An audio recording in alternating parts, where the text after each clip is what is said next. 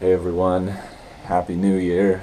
It is January 7th, 2018, and it's time to go to work on music. It's been a fantastic day. I'm in a really good place and excited for a productive session as usual, and excited for a very productive year. This year is going to be pretty incredible on the music front. I'm excited. So I just got back from Vi Academy this morning at like 3:30 in the morning. So I crashed, slept, and just tried to like get back in the groove of being in my house. Get groceries, like all that stuff. Make sure I have food to eat for the next few days. And it was an unbelievably awesome experience being there this year, which was such a contrast to last year's Vi Academy, which was honestly a little difficult to get through. And I think part of that was on me because I didn't really have like my food sleep situation quite sorted out, so I was really in kind of a difficult place. And also, I think they hadn't really done the camp enough and integrated enough people's feedback to know what people really wanted from those camps. And I think there was so much value out of that camp that I went to last year, which is the reason I went this year. Um, and I loved being there. But this year was just far and away just such a better experience for me personally. And a lot of that was Steve. Steve really had a plan for what he was going to teach. He spent time working on some written materials for us about what he was going to teach, so that there was no stone left unturned. Just in case he got sidetracked in the clinics, he answered everyone's questions super well, and yeah, it was just fantastic on the educational front, which was awesome. He was covering a lot of material that was very familiar to me, which is honestly good for me to know. It's good for me to know I've got a lot of the basics covered. But you can always get better, and you can always know those things better, which is kind of surprising, but or maybe ironic, but it's true. And so it was great to get a master's perspective on that stuff. That's such a different experience than someone in the middle or someone at the bottom trying to teach me that. So that was phenomenal, and just here and there he would interject these big picture ideas about related to the small picture stuff, and you'd just be like, that golden nugget that only Steve Vai could provide. It was really great, really, I would say perfect on that front. So congratulations to the staff, congratulations to Steve. All the clinicians were fantastic. They did such good clinics. St. Vincent was fantastic, a big sort of dark horse surprise in a way at a guitar camp, but she slayed it, and just was such a cool person. And yeah, and Steve Morse was fantastic. He was really generous with answering questions. And I went mostly to Doug Doppler's clinics, who's great. He's a student of Joe Satriani's, and so you get these little Satch tips coming through, and then you get his perspective, which is interesting and really just super valuable. I didn't go to any of Steve's clinics or really anyone else's clinics. Oh, I went to Ingve's clinics. Ingve was so good. He was so good. I mean, I didn't really know what to expect from Ingve, but um, he just was. He was funny. He was direct. He was honestly like quite warm with people, and really just like like just a good dude. And he just played. He played a lot of music in his clinics, which was hilarious. Definitely didn't answer everyone's questions, which was kind of funny, but anyway, it was just super positive. And the clinics with Steve and Ingve together, and St. Vincent and Steve together, and Steve Morse and Steve Vai together, was just like, it was just so perfect. They really hit it out of the park, and I was really pleased. As a customer and as a fan, it just couldn't have possibly been better. So also my living situation there was a little better this year. I got the commute pass, I think I told you guys, so I had a hotel across the street, which had this huge room. It was like two double beds in the bedroom and this giant living room, a full kitchen. It was just perfect for me. I cooked all my meals. It was just like everything I like about being home and everything I liked about being away, and it was just perfect. But I was anxious to get back. There's nothing like sleeping in my own bed, being in my own groove, having access to my studio, all that stuff. So it's amazing to be back. I'm really excited to share a lot of the takeaways with you guys from the camp.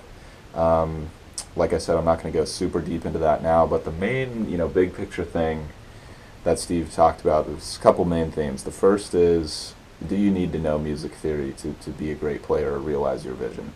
And the true answer to that is it really depends. If you want to be a teacher and you want to teach theory and harmony, like, yeah, you got to know it, or you got to get really lucky with what you teach. But if you just want to be a great player, or you just want to, make great music, it's really all about listening to the sounds in your head and just finding a way to get them out. And that may be practicing doing that in the moment. That may be sitting in front of the computer and working hard to get it to sound right the way you want, like in a Pro Tools situation or something. Um, and having said that, knowing the basics is really, really helpful for most people. And that's why he covered a lot of that stuff, and it was great. So I'll go over that with you guys as I go through all the material. I'm not going to share everything they shared at the camp, because that, I think, would be kind of messed up and like a copyright violation.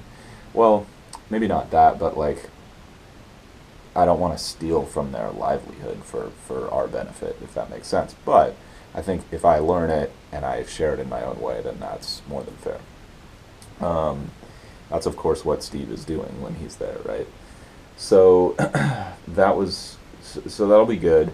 I didn't go to the concerts. I generally don't go unless it's a Satch camp. You know, Satch is one of the few guys in that genre who I could sit through a 30-minute set of. I mean, I could sit through a 30-minute set of Steve Vai's music, and he's an incredible player, and it's awe-inspiring to watch him. But given the time constraints at the camp, like I would just personally rather do other things to improve myself than going. And I don't have a lot of like performance goals as far as watching other people and trying to copy and mimic what they do. But it's pretty spectacular to see them perform live with other people, and it's fucking awesome. If you're into that thing, I would strongly recommend going. So I don't have any footage of that stuff. I'm not going to share any audio recordings of the clinics or anything like that. We signed a waiver when we got there, and that's pretty much off limits, which I think is more than fair. So let's get this year started. I'm going to hit some online classes here, update you guys with what I'm doing on that front. I'm going to get a drum practice in, just because it's been a week since I've played on my actual kit, and it feels not good. So it was great to take a break, actually. I'd been hitting the drums really hard, maybe too much. So it was good to take a step back, but I'm really excited to get back in the groove there. And then I'm going to jump into the production front and start knocking out this album again, and that's really the grind of the next couple months here. I'm going to get into the old tune, listen back to the final chorus drum takes I did before I left, and then jump into the new tune, listen to some of the bass and guitar takes I did before I left, and then start fleshing out the bridge section. So it's going to be kind of a lighter practice today. I'm not going to do a full 8 hours. I'm just going to do like 3 or 4. Just get back in the groove, and then hit things super hard tomorrow as I get like sleep back and like kind of get back in my rhythm, just physically and emotionally, and etc. So appreciate you guys for tuning in as always. I'm excited to really take things to the next level this year. It's going to be fantastic, and I'll share more of that as we go.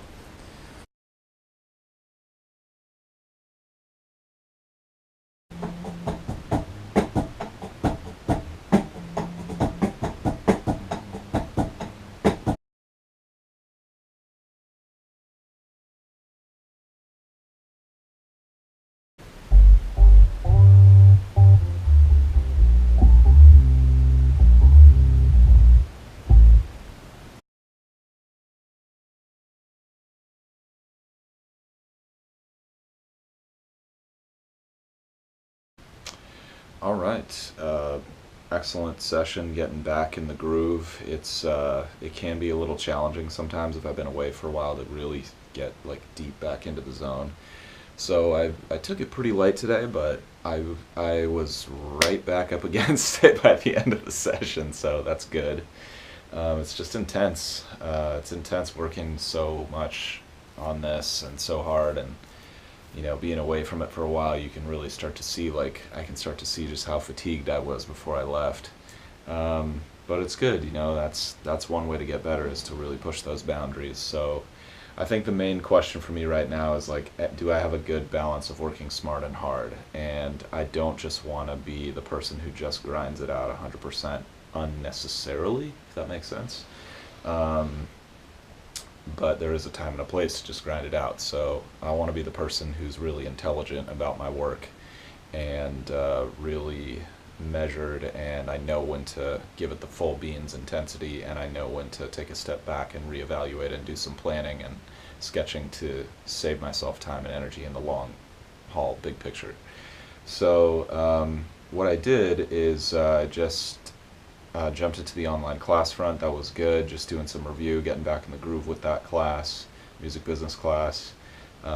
Then got on the drums. That felt really, really good. I had a lot of gas in the tank because I'd been used to doing like 2-3 hour drum tracking sessions every day, which was kind of a lot, but that was good. So I'm in a good place physically. I feel confident I can jump back in tomorrow and start really rocking. Then I listened back to the drum parts I did for the final chorus of the first tune for this record, and it was really good. I don't know if it's tight enough. I went back and listened to some of the other sections I'd done, and it's really tight, locked in with the bass part and the other parts. So it may warrant a little bit more tracking. That got me thinking about like just editing it, because one of the things Vi was talking about at the camp was, you know, I asked him how many takes he would do for a solo or a part or something, and he would say, you know, sometimes it's like I'm going to sit down there and give it 3 days and just do 90 takes and try to, you know, figure it out and get it perfect. Or sometimes I'm just going to do one take and it's great, and then I'll do a couple other single takes and then comp them together. So even the top guys are comping stuff. Doug Doppler talked about Satch in the studio moving things around in Pro Tools. You know, it's just, I'm just accepting, I don't know if I'm accepting, but I'm confronting the reality that like everyone is comping stuff on their recordings. It's just a different art form, a different medium than live performance. But the question to me is like, where do you draw the line? Do you just like, are you ruthless with the process? Like the ends justify the means, as long as the end result is great. Like it doesn't matter if you comped every freaking syllable or something. Like that's what Mutt Lange used to do on some of those AC/DC records, or I don't even know which records, but he would like EQ every freaking syllable and using vocal automation and all that stuff. I mean, I guess like if you're gonna go down that path, like why restrict yourself? You know, why not just go all the way? But I'm not sure where I stand on that spectrum, so I'm going to do some more thinking about that and let that gestate. Because I don't really want the record to just be a bunch of programmed stuff, you know. But at the same time, like you can save a lot of time and energy by just moving the MIDI around and making it perfect. So I really don't know about that. I'll sleep on that, but it's probably going to use a little reworking.